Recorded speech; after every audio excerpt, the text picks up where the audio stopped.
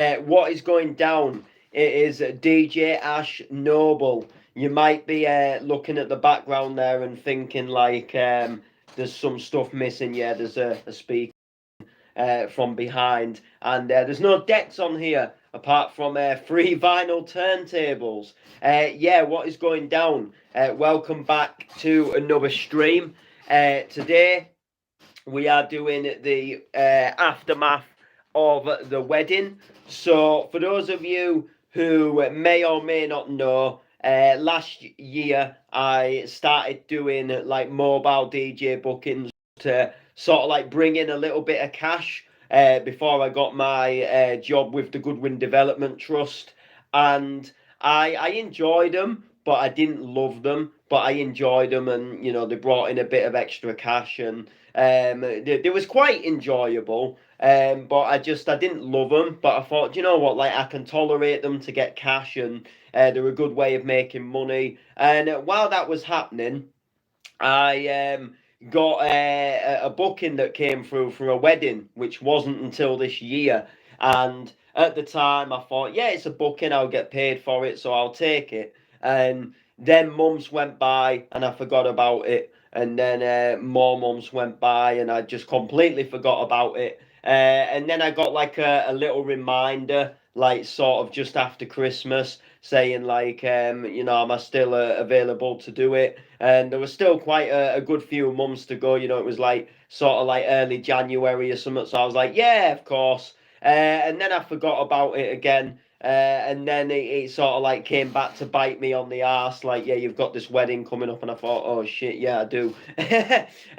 So yesterday was the wedding itself, and I did the wedding. Um, and yeah, it definitely went better than I thought it was gonna go. Like I for some reason I don't normally like I do get nervous when it comes to gigs and bookings. I always do. I always get nervous. It's like a natural thing, but I don't normally get like as nervous as I did last night. Like last night I was proper. I had I'm not gonna lie, I've never had this before, but I had a breakdown, and I nearly started crying at one point. I got like real bad. Like I don't know if it was like nerves or like anxiety. Like I don't normally get it, but I started to feel like really sick. And I started to feel like really worried, and there was like loads of things like going through my head.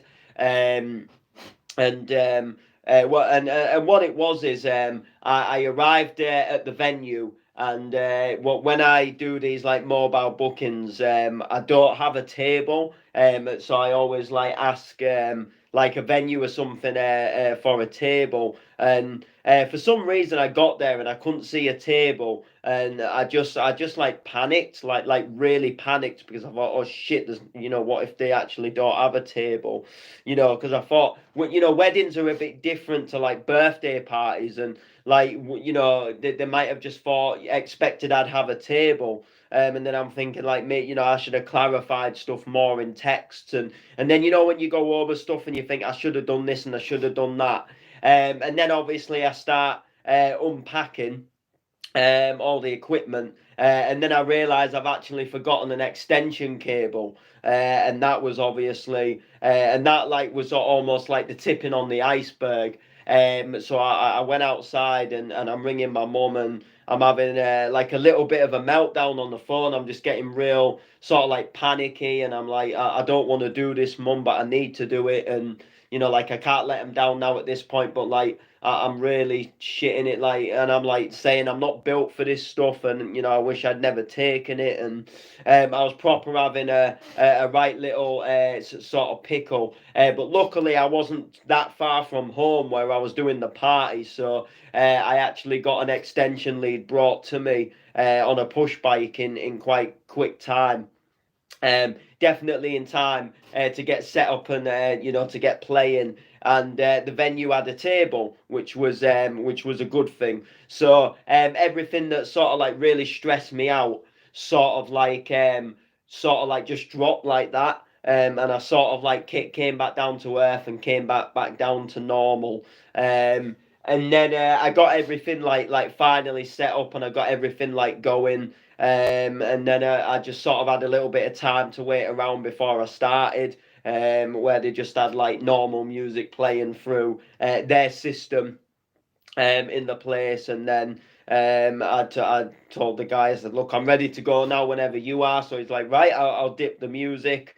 And then I set off and began the journey of getting through this wedding. And at first, because I was still a little bit sort of like panicky, I was still a little bit nervous. I was kind of like looking at the clock, and I was counting like, oh, only like 4 hours to go, only 5 hours and a half to go, um, you know, um, and sort of thinking like, just play some of these tunes, and the time will soon start ticking. And then I just sort of like, more as the night went along, got into it. And then I became sort of to the point where I thought like, well, why did I panic? Because I'm actually doing all right, and people are enjoying the vibe, and people are enjoying the night, and only a couple of tunes in, I got people up and dancing. I mean, the bride wanted to get the first dance out of the way quite quickly to a Guns N' Roses song. I can't remember the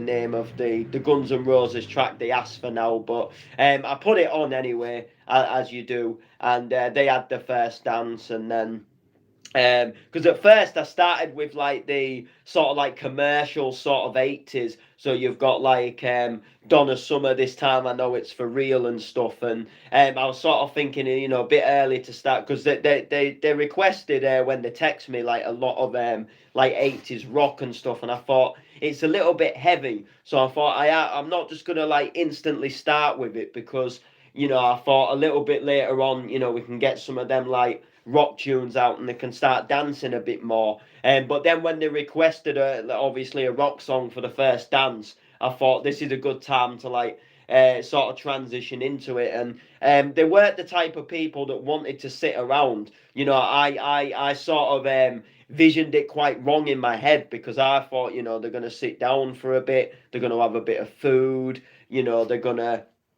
um, they're gonna sort of like chill out and talk for a bit, and then they might dance a bit later on. But no, there was a lot of them, was already like three sheets to the wind, and just wanted to be up there and dancing to the best songs that they love.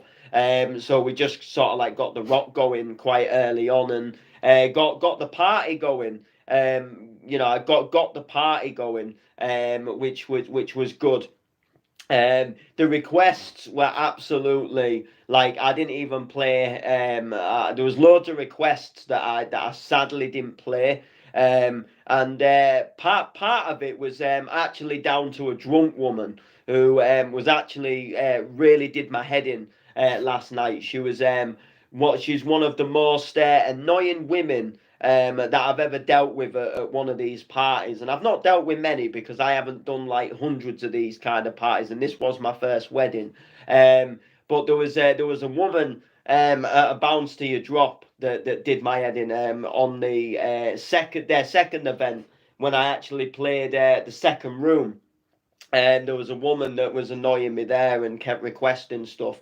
And then there was the woman last night, which I never thought anybody would top the woman from Bounce to Your Drop, who absolutely did my treeing when I played the second room. But this woman last night, she topped it by miles. This woman, honestly, like I actually just wanted to do something in the moment, to shut her up, like because she kept like requesting stuff, which all right, fair enough. At first you want to request something, but I'm getting like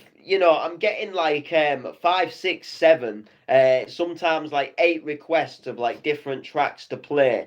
And then like she's requesting something, and then like a track later she's like kicking off at me because I've not played it, and I'm thinking like, I've got these other tracks to get through. And she kept coming up, and she was nagging me about a request. So I said, look, type it in. So she typed it in. And then I said, look, I'll play it next track. So I played it next track. And then it gets about not even a minute into the track, and she's telling me to cut it. This track's shit, and I'm thinking, well, you just requested it, love, and then you're actually telling me, to play, to play this and play that, and I've got people coming up to me saying like, can you put a bit of R&B on? So I'm like, yeah, I'll put a bit of R&B on. I put R&B on, and then she's like coming up to me like, like, oh, what you got this on for? No one likes this, and I'm thinking, well, they've just requested it. Someone has literally just requested it, and she's like, who? And then I'm like saying, her over there, and then she's going over to that person and like, why have you requested this? And I'm thinking, the night is not just about you, love. The night is not just about you. But apart from her, like, absolutely just coming up to me and almost standing beside me, doing me heading most of the night. I had actually a really enjoyable time, and she kept saying as well, like, I'm trying to help you, and I'm thinking, but like, you don't need to help me. And she's telling me like to cut tunes off and change tunes, and there's people up there singing and dancing, and there's people enjoying them.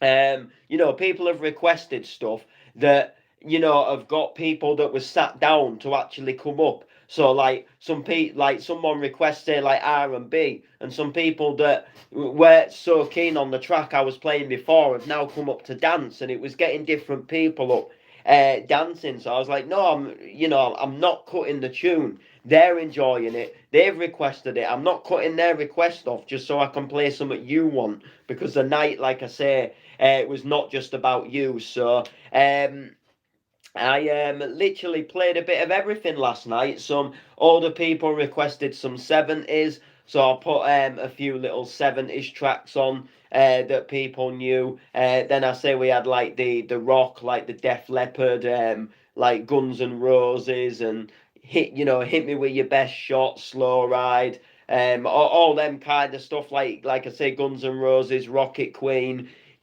just absolutely, just played some absolute belters. Went into some like noughties R&B as well. Didn't do too much of it, but then I did. And then I always have a little test. So when I do these parties, I've always got a little bit of a test and a little bit of an aim. And you all know me for like playing like rave music, like bounce and donk and clubland and hardcore and stuff. And obviously there was no way in hell I was gonna obviously start blasting out the Cyan Unknown. But I did have a little sort of like challenge in my mind. Could I actually get them like raving to like sort of like bounce and clubland? Because I thought, well, they've come from like a rock background. They want a lot of Guns N' Roses. The bride wants a lot of Def Leppard because she's going to see them live on tour and stuff, and they want to get a feel for what it's like, and they like the 80s and the 70s. So if I start blasting out like club tunes, are they gonna like it? And as the night was going on, I thought this is actually, this is gonna fail. Is this? This isn't, this is actually not gonna work in the slightest. And then I had a little bit of an idea. And it was all thanks to the amazing producer, Critical Mass. So if you haven't checked out Critical Mass, I suggest you go and check him out, because he's done some absolutely amazing tracks. He's done some really good mashups, and he's produced a lot of almost like Scouse House, sort of like trancey, sort of club sort of tunes that sort of play around like 140, like 145. And what I did was the tracks that were at 140, I actually pitched it down to 130. And I actually played Clubland, and I actually got them all raving. And what actually happened is a guy actually requested bits and pieces, and I thought, all right, you're liking your bits and pieces. I've got to play that because I love it myself. But I was thinking like, how can I transition from sort of like this sort of like rocky, this commercial, this sort of R&B stuff, to sort of like, you know, where I could say play bits and pieces. And then I thought, boom, I've got it. Critical Mass did a remix of Ian Van Dal, Castles in the Sky. So I thought, if I get the tune and I fast forward the tune to where the breakdown starts, and I play the tune on the breakdown, and it comes in just with that, you know, where the vocal starts, where it's like, do you ever question your life? So I did. So I started on that, and that was it. People was singing it. People knew it. It got loads of people up on the dance floor. Even a bloke like took his shirt off and wrapped it round his forehead like a bandana and got raving. We had Castles in the Sky, and then I went into a Critical Mass remix of Corner Shop, Brimful of Asher. I went into Fly on the Wings of Love. I went into a remix of the Venga Boys. I played a remix of Bits and Pieces, so the guy got his bits and pieces.